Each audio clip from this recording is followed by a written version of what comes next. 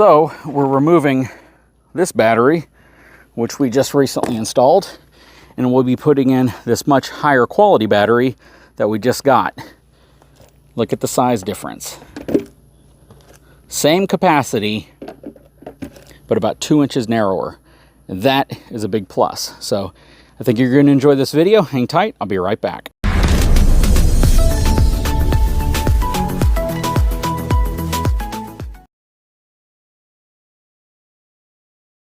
Okay, so here it is, all new from the folks over at EcoFlow. This is their 12-volt, 100-amp-hour lithium iron phosphate battery. They provided me 2 of these for review and evaluation on the channel, so I really appreciate that and appreciate them for sponsoring this video.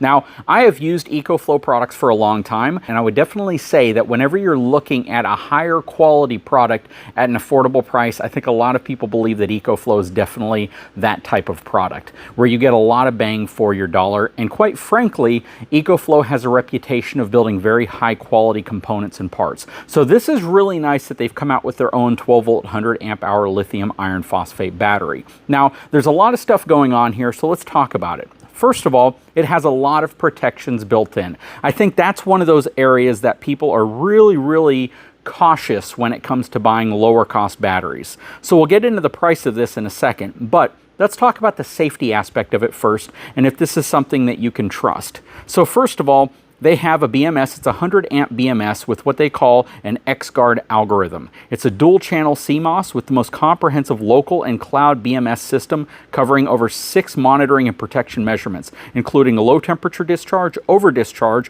overcharging, high temperature, short circuit, overcurrent. It also has what they call a C-to-C process. It's cell to chassis process. It's designed to provide higher strength and a more secure wrapping with higher drop resistance. It's IP65 rated, which is huge for me, and it's huge for the video today, because once we install this in the Surveyor, which we will be doing, we're going to be replacing the lithium iron phosphate battery that we put in there. This one's smaller, which I definitely like. But I love the fact that it's IP65 rated, which means that it's ingress protected against low pressure water jets at any angle, which is huge because in the front of travel trailers, a lot of the battery cases aren't completely sealed against water. They're designed to be vented.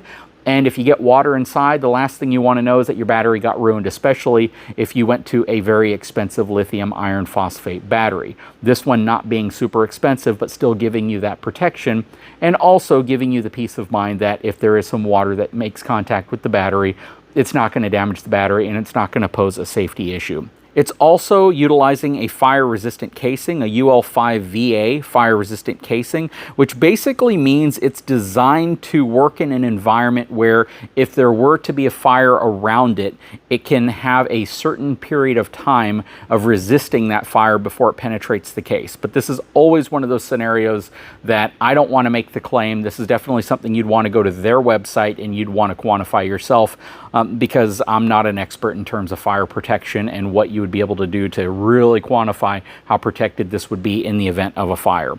It is relatively compact, so it only weighs 24.7 pounds. It's a Group 27 battery, which means it is a relatively small battery, especially for a 100-amp-hour battery. Now, I know there are all sorts of innovations in the battery space, and there are some batteries that are incredibly compact, stackable. You can use bus bars and you can kind of interconnect all of them, and those are really cool. But it is also nice to see that at the price point this battery is at, it's giving you a relatively compact Group 27 size with dimensions of 11.93 inches long, 6.81 inches deep, and 8.82 inches tall. Plus it has a really nice Velcro carrying handle that you can easily remove if you want to. You can charge this thing in as little as 2 hours with the correct type of charger, charging at 50 amps. You can charge this thing in half a day with 800 watts worth of solar power feeding into it as well. It has up to 300 amps peak discharge for 30 seconds in the event you have something that's starting up and it needs to get a little bit more power to get going. So this can run at 300 amps for up to 30 seconds if there is some type of an appliance or something that needs more power initially to get going.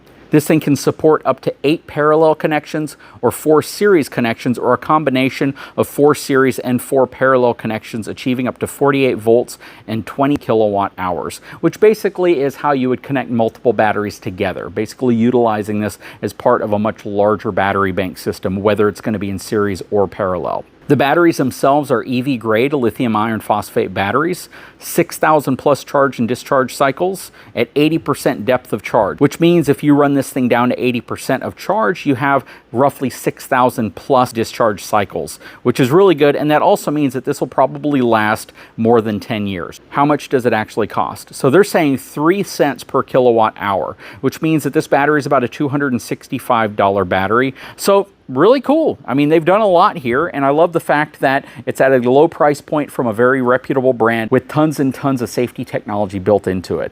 But what we're going to do today is we're going to install this inside of the Surveyor. We're going to take the battery that we had recently put in the Surveyor out. We're going to compare them side by side dimensionally. And because they sent me 2 of these, eventually we'll have 2 batteries in the Surveyor, because the battery that I'm removing, and this is for all of you who are going to question why I'm replacing that battery so soon, the battery that I'm removing is about that much longer, and there's no way that I'd be able to fit 2 batteries up front.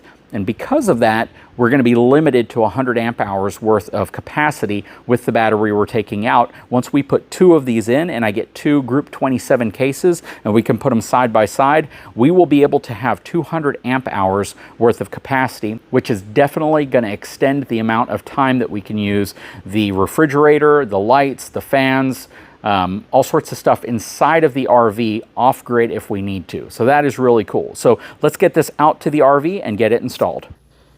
Look at the size difference. Same capacity, but about 2 inches narrower. That is a big plus.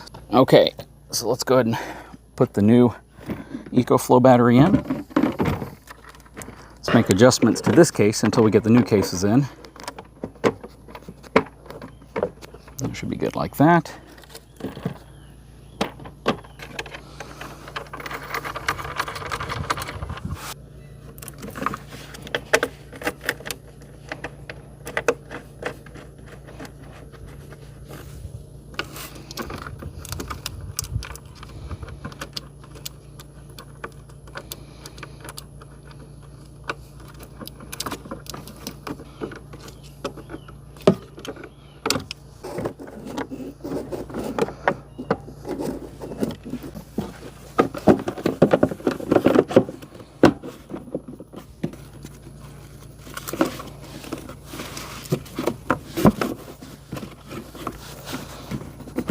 Okay, so we have the new EcoFlow 100 amp hour 12 volt battery installed.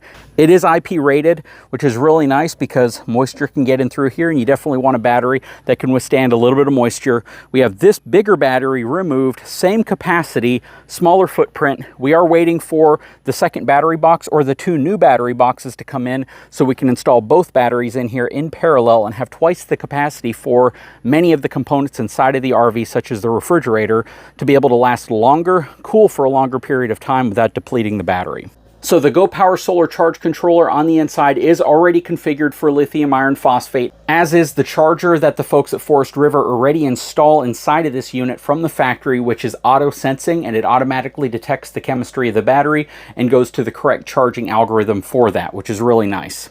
We are already on 12 volts only because I have the shore power connection disconnected. So you can see we're pushing a slide out, the lights are on, and you can probably hear the fridge is running. Very, very nice. So yeah, everything is set up properly. Go ahead and grab me a drink because it is super hot outside. We are not connecting the air conditioning unit to this. We actually have a really nice battery power system underneath there for whenever we want to run the AC for a few hours. If we take it out, we don't have shore power, basically boondocking. The solar panels on here put out 400 watts worth of power, which is a fair amount of power. The challenge here is that even with these 2 batteries, that equates to a relatively short period of time running an air conditioning unit. It's only going to run for, I mean, if I do the math on it, maybe a few hours before it would shut off, which is probably enough for a lot of folks. However, what we're mainly wanting to use the batteries on here for is to make sure we have power for everything else including the 12-volt refrigerator, which of course needs to keep power going to it so you don't have anything inside of there thaw and go bad. Okay, so we have the old battery right there. We have the new battery installed. This is the second new battery that will also be going in at a later date whenever we get the new cases and I have enough time to do it. So we'll have two of these new EcoFlow 12-volt 100-amp-hour lithium iron phosphate batteries installed. At the end of the day, though, running the refrigerator for an extended period of time is definitely huge, because even if the temperature is mild outside and we don't need the air conditioning system, we're still going to need the refrigerator. We're still going to need our lights. We're still going to need to be able to actuate the slides and to be able to use the front tongue jack. And having the capacity to do all of that, especially if you're off-grid, and to be rechargeable with solar is huge. I think a lot of people are under the realization that when you talk about things like using microwaves and air conditioning systems are going to use a lot more power than your typical upgrade that it consists of a couple 100-amp-hour batteries. But I think for what we're doing today, what we're trying to do with the Surveyor, this is a great option, and I definitely recommend checking them out. Check out the link in the description of this video if this is something you're interested in. And again, a big shout out to the folks over at EcoFlow for sponsoring and supplying these products for review and evaluation on our channel. Check out the description if you're interested in more information about getting these. And yeah, at this price point, it's almost a no-brainer. Guys, if you haven't had a chance, please take a moment, subscribe to the channel, give me a thumbs up. We'll talk to you again very soon.